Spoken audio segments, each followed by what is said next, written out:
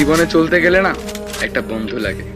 দোস্ত মেয়েটা অনেক সুন্দর, দোস্ত ছেলেটা অনেক হ্যান্ডসাম, এইরকম খোলামেলা কথা বলতেও একটা বন্ধু লাগে।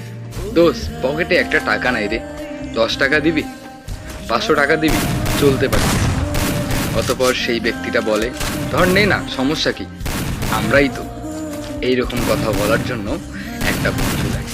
দোস্ত আমার সাথে বিয়ে বাড়িতে যাবি, দোস্ত আমার সাথে নানু বাসায় যাবি, দোস্ত তুই কই রে, এতদিন লাগে তোর আসতে, আয় না, তুই ছাড়া আমার একদম ভালো লাগে না, দোস্ত চল না ঘুরে আসি।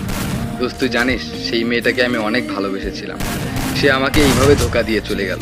অতপর সেই বন্ধু বলবে, সমস্যা নেই রে, আমরা তো আছি।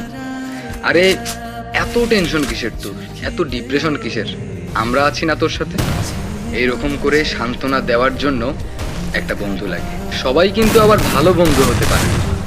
আপনি যাকে ভালো বন্ধু ভাববেন সে যদি আবার আরেকজনকে ভালো বন্ধু ভাবে, তখন একটা জিনিস খেয়াল করে দেখবেন, আপনি গেলেন আপনার ভালো বন্ধুর কাছে, আপনি বন্ধুর কাছে যাওয়ার পর সে যদি আরেকজনকে ভালো বন্ধু ভাবে, অতপর আপনারা 3 জন যদি একসঙ্গে থাকেন, তখন দেখবেন আপনার বন্ধু যাকে ভালো ভাবছে তাকেই আপনার থেকে বেশি গুরুত্ব দিচ্ছে। হয়তোবা আপনি প্রকাশ করবেন না, কিন্তু আপনি মনে মনে ভীষণ কষ্ট পাবেন, আপনি গুরুত্ব পাবেন না। ফলে আপনি মন খারাপ করে সেখান থেকে চলে আসবেন। না, এটাকে বন্ধুত্ব বলে না।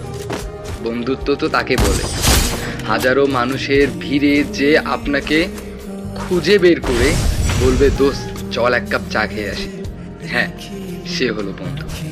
বিপদে আপদে হঠাৎ করে কোনো কিছু না বুঝেই ঝাঁপিয়ে পড়বে, কোনো কিছু নিজের চিন্তা না করে।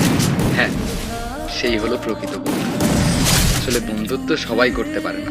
নিজেকে কাচের মতো ভেঙে চুরমাচার করে দেওয়ার পর যেই বন্ধুটা বলে, তুই নিজেকে ধ্বংস করতেছিস কেন, আমরা তো আছি তোর সাথে, তুই এত কষ্ট পাওয়ার কি আছে। হ্যাঁ, এই কথাটা বলার জন্য একটা বন্ধু প্রয়োজন। আসলে কিছু কিছু মুহূর্ত না সবার সঙ্গে শেয়ার করা যায়। এই কথাগুলো শেয়ার করার জন্য একটা পার্মানেন্ট বন্ধু লাগে, যার সঙ্গে জীবনের সব কিছু শেয়ার করতে পারবেন, মুখের মধ্যে কোনো বাধা আটকিবে না। হ্যাঁ, এইরকম একটা বিশ্বস্ত বন্ধু লাগে।